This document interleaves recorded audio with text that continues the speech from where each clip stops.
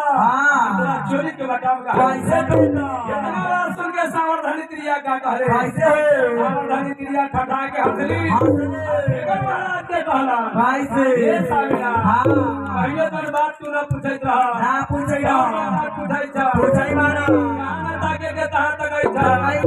जरूर तोरा दाल में कलावा जरूर कलावा और चुगला चितिया लागल बा हमरा जब तू कोनो निमन काम करवा ना चाहे तो जब चुगला लाग गई ना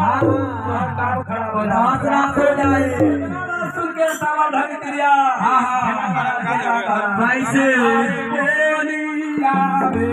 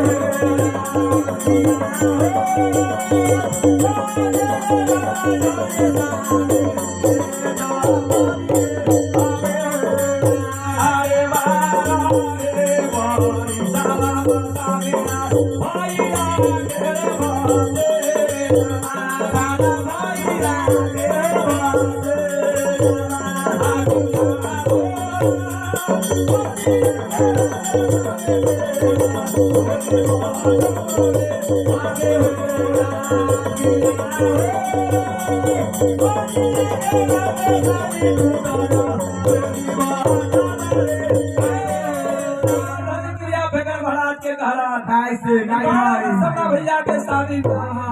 देख के भी ना जावल है हां डूबे पर बंदा से भतीजा जला माता एकरे के छठियार में गई हां खुशी का मारे बउआ के गोदी खेले रही नहीं बउआ के 40 साल चोरी के बता देख के जाता ना बनिया हो तुम्हारा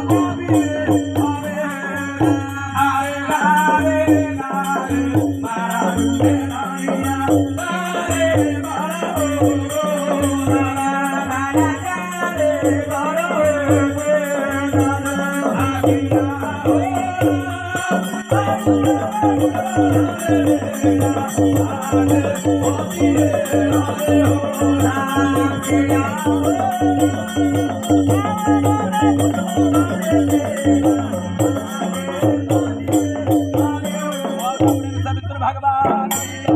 माता पिता